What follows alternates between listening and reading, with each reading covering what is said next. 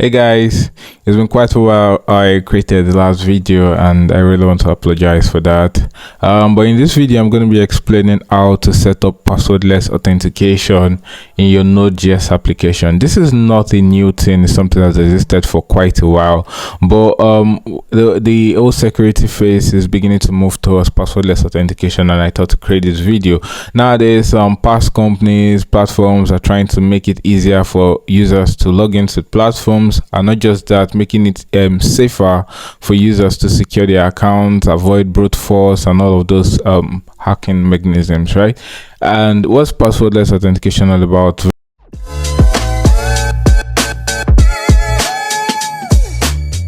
Very simply, it means logging into a platform without typing a password. So no password.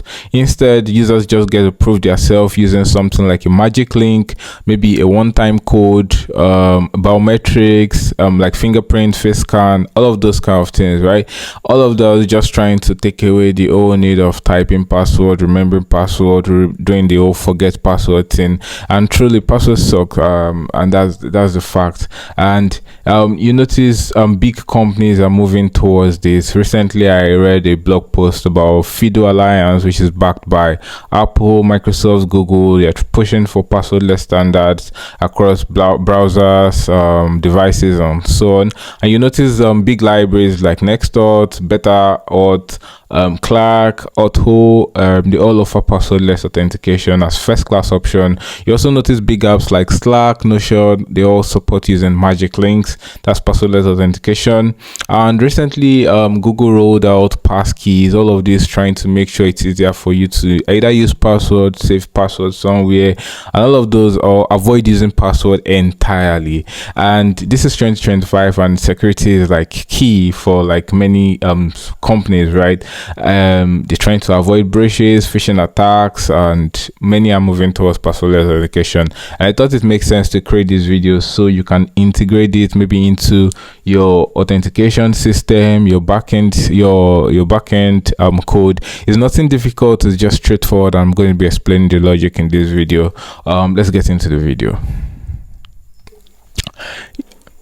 You're straight into the video. I tried to add a lot of comments within the code, so it's easier for you to pull this repo and understand everything that is written here, and for you to take out the part that does not relate to your project. For example, I'm using the Prisma ORM. I'm using a PostgreSQL database with Prisma.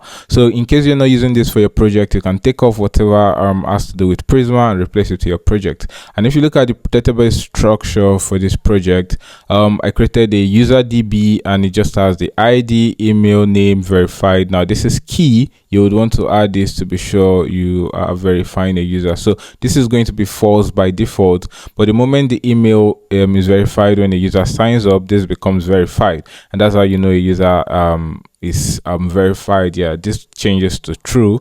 And then we have this 3 fields for the whole magic link thing. So this is storing the magic link when it's generated. So either when the user is signing up or when the user is logging in, we're generating a magic link which is stored in the DB, and when it expires, it's also stored in the DB.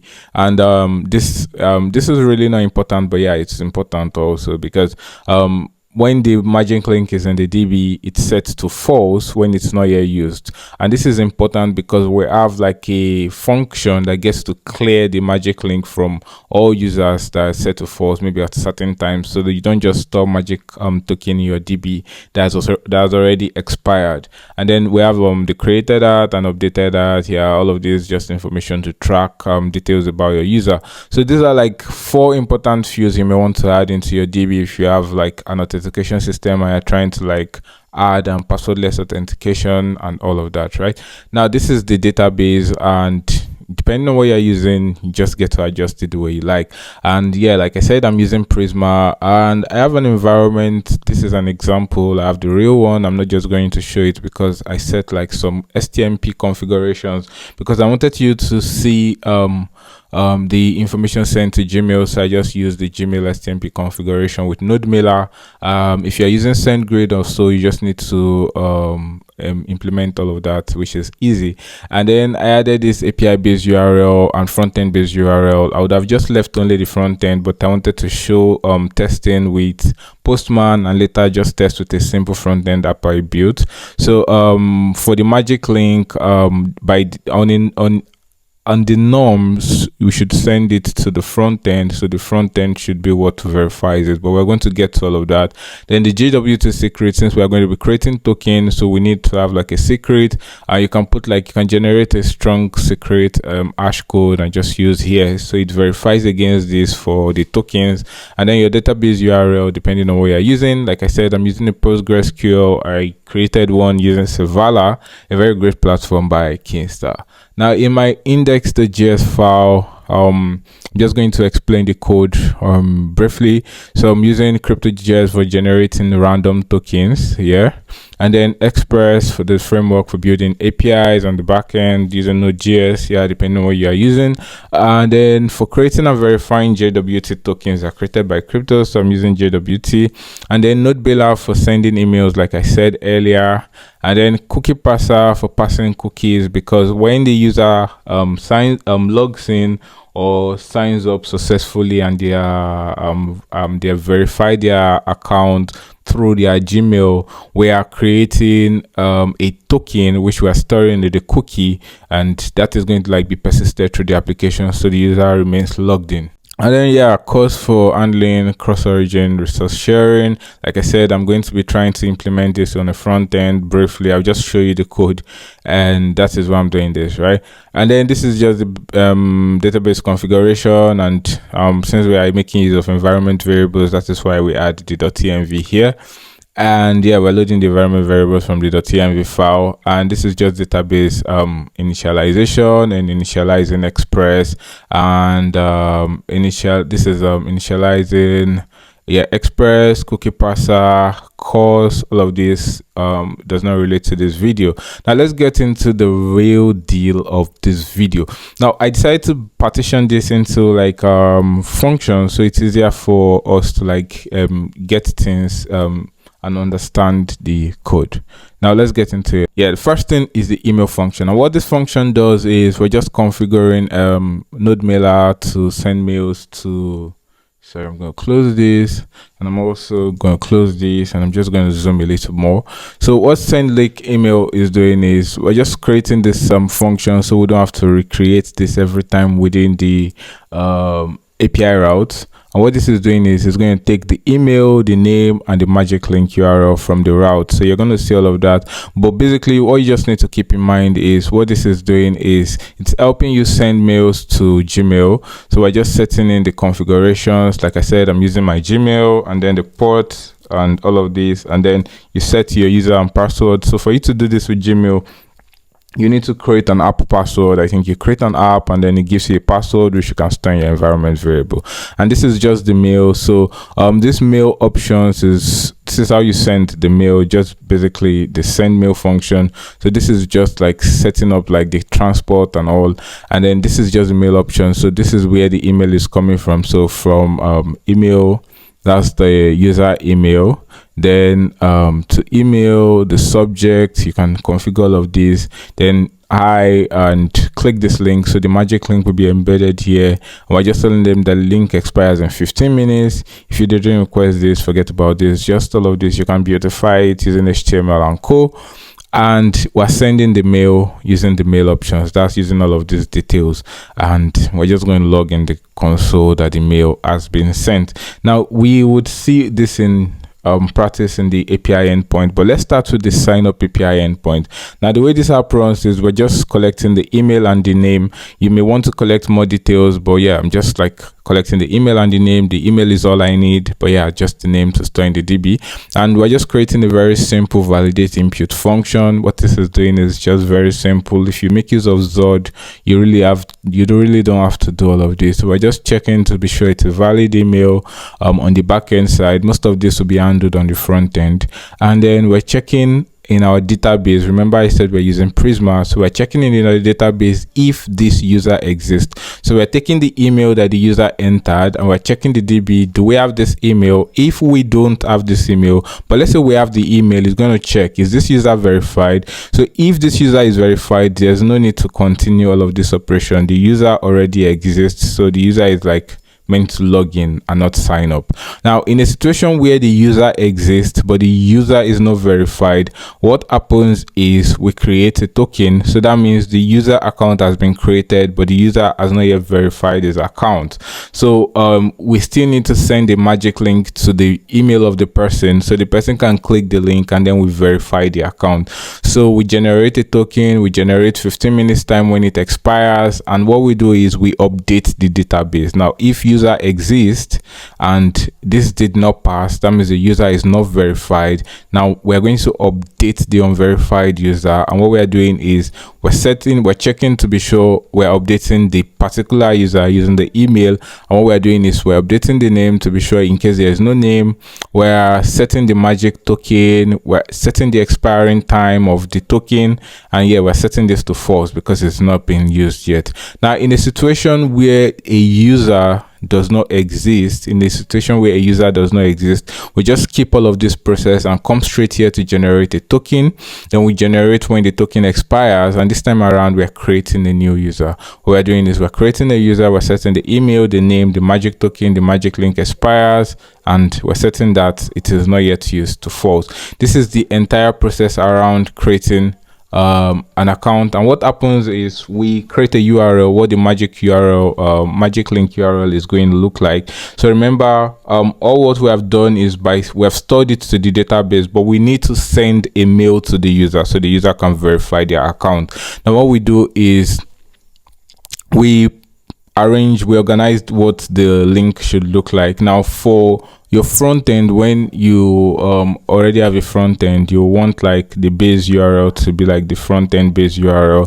But yeah, if you look at the environment file, so this is the base URL for the API, and we have this endpoint. I'm going to show you the endpoint. Now what happens is this request is sent to the verify endpoint. It has a token. We extract this token and then we verify it. But for now, what we are doing is we're taking this URL, we put the URL together, and we use this function which we saw earlier. We pass the email, the name, and the magic link URL, and then a mail would be sent to the user taking the name, the magic link URL, and the email. And then this way the user receives a mail, and then we just like this is just the old JSON response and all of that. And this is basically how to set up passwordless sign up. The user doesn't need to set a password. They get a mail, they click the link, and let's look at the next function. I'm going to skip the login function and I'm going to go to the verify function. So you see what the verify looks like. Now the verify receives a token from the query. I'm using the token query. So remember here we are attaching token, and so it's going to receive this token, and then it receives the token, and once it gets the token, so we're just verifying to be sure there is a token. So if there is no token, so definitely we don't need to do anything. But if there is a token, what we're trying to do is we're checking the token. If there is a token and the token has not been used and the token has not yet expired, now if this user exists, then we can now proceed to update the user field that update this user is verified, and we delete all of the token information about the magic link. And this way we generate an app token which we are going to store in the cookie, and this is just for 7 days. Depending on how you handle cookie, that's how you're going to handle all of this, right? And then all of that we're then going to like redirect the user however you want to do it. But what this is doing, to just cap up the whole thing, what this is doing is getting the token, is verifying it against the database to be sure that this token actually exists. And if the token exists and the token is not yet deleted, if the token exists and the token is not yet expired, then we can verify the user. And this is just what the whole passwordless authentication is all about. You can take this a step further by taking that token and maybe verifying the token also, but this is just a very basic approach to passwordless authentication. All that happens is when the user signs up, you take their email, you send them a token to their email. Now the moment the user can go to their email and click the link, and then we verify against the database that this link has not yet expired and this link exists, then we know that, oh, this is a valid user, because for the user to have access to the email app or to their whatsoever app application they're using, that means this is a valid user, and then we can be able to sign in the user to our platform. Now the same applies to the login. Same way, we don't have password, so all we just need is the email for the user. So the user enters their email, we verify this is a valid email, and then we check our database to be sure that this user exists. Now if the user exists, we're generating a token, we're generating when it expires, and then we're updating the database to add the token when it expires and setting it to false. And when we do all of this, we wrap a magic link URL which is going to be sent to the email of the user, and once this is sent to the email of the user, it is expected that the user goes to their email, click on the email, we verify against the database, and then the user is validated. And this is how passwordless authentication actually works. Very basic, very simple, very straightforward. And if you take this approach, you can incorporate it into your authentication system. Some other functions I added here is the recent verification. So in a situation where verification has expired, what is expected is the user will want to maybe click a button like recent verification, and what this does is similar to what the login function does. It takes the email of the user and generates and just verifies that, oh, this user is not verified, blah blah blah, all of that. And then what happens is it generates a token, it generates the expire time, it stores it to the database, we wrap the link, and then we send the email to the user. That's what it does. Very similar to the login function. And then another function we created here is a logout function. This is very basic. We're just deleting the auth token from the cookie. Remember, we're storing it to the cookie either on login or on sign we're storing it to cookie when the user verifies from the link. That is the only point where we are storing the cookie. So if you look here, when the user has verified and then we have confirmed against the database that this token exists in the database, that is when we are generating a JWT token, and then we are storing it to cookie, and we're setting that it expires in 7 days time. That is that. So and that the logout is just deleting it from cookie.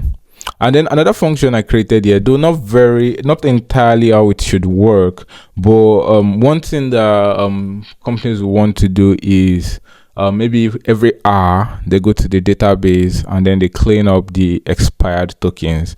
And this is something you may want to do. So maybe per every 60 minutes you want to go to the database, and what you just want to do is you want to check through the database to see the magic links that have expired, and then if they have expired, you're just cleaning them. It's a cool thing to implement, if you want to.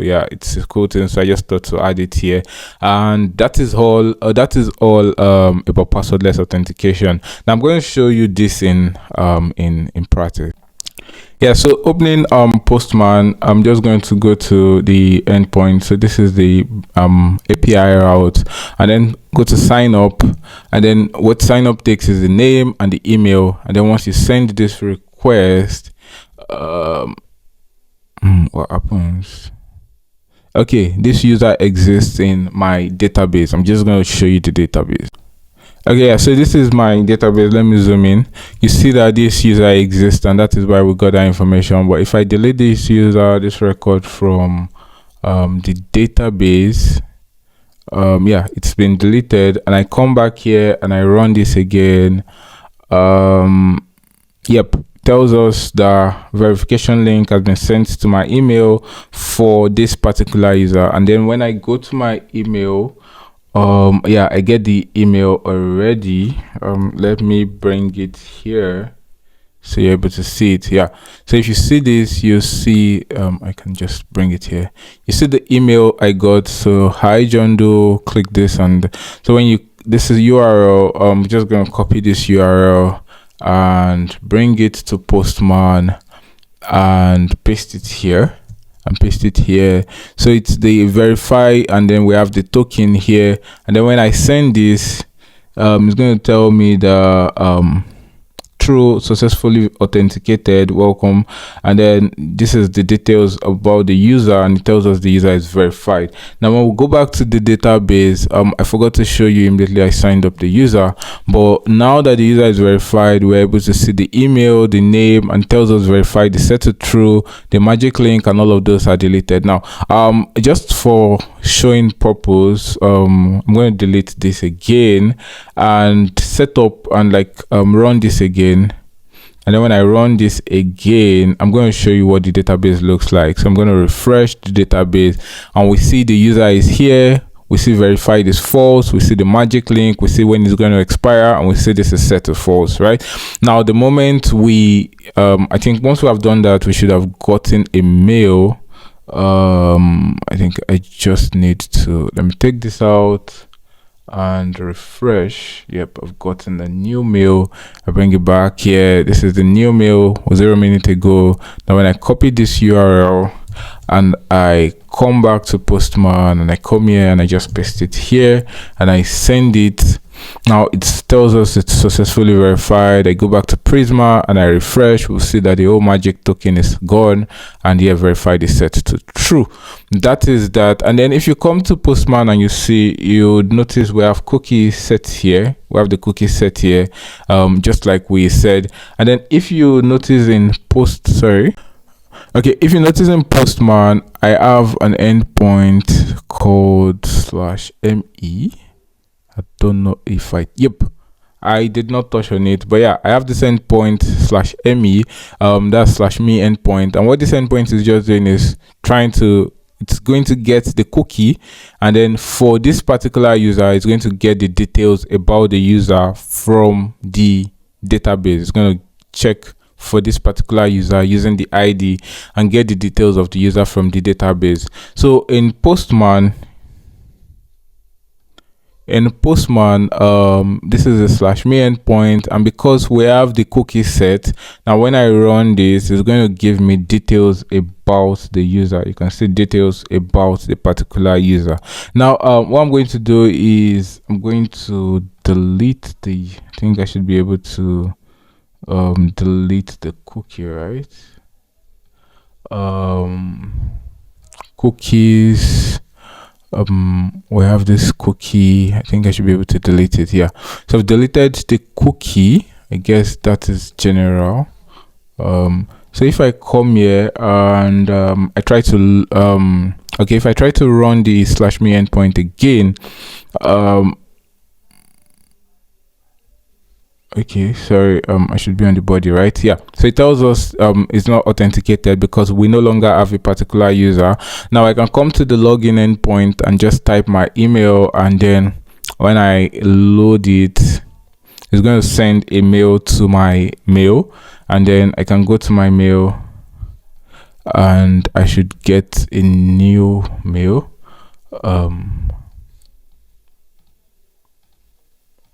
Yep, so I got a new mail 0 minutes ago. So when I copy this, similar to what we did for sign up, when I copy this and come back to Postman and verify it, sorry, I should be on the body.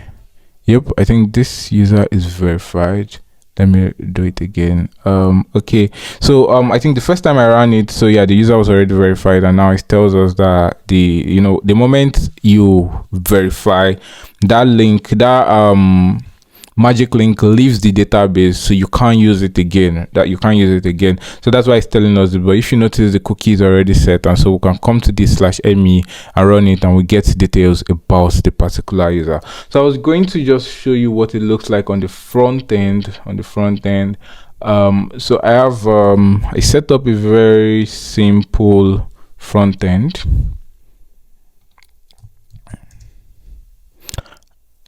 Yep, so I set up a very simple front end, not perfect. So let's say so first of all, I'm just going to go here and delete the record.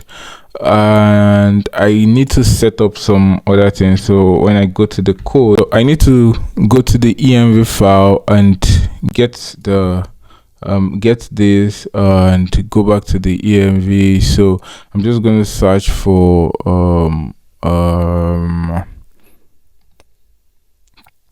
where we set this. So I'm just gonna take every instance of it and replace it with the front end base URL, and then let me just kill this and restart it. And then now why I did that is so that we can access it on the front end. Now I go to the application, and then let me just reload, and then I can just enter my email, and then when I click send login, it tells us no verified account. Oh yeah, I should sign up first, right? So I'm just gonna put John Doe and then click on sign up, and then it's going to tell us that check your email. And then for me to check my email, I'm just going to drag that away, and then yep, the link has been sent to my email. And then if you look at this link, it's to 3000. Previously we have been doing to 3000, and then you notice just 3000/verify/token, because on the front end we've wrapped it, and then like we're calling the back end. So when I click on this link, it should just go to the front end, and it's trying to verify the magic link. Sorry for this screen, but what happens is it verifies the magic link, and then it calls the /me endpoint, and it tells us this user is validated. Now if I check the cookie, if I just inspect this page and I go to application and I go to cookie, you see the auth token is here. And that's all for this video. I've been able to explain how to set up passwordless authentication in your Node.js application. If you think any of this part of this code is confusing, you can ask questions in the comment section. I'm going to attach this GitHub URL to the description, so you have access to this code just how it is. And I'm also going to attach a link to the front end in case you want to see how it works on the front end and like learn one or two things. And that's all for this video. Thank you so much for watching this video. If you thought this made sense, you could subscribe and you could share this with people you think this video is going to be helpful to. Bye. I'm going to see you in the next one.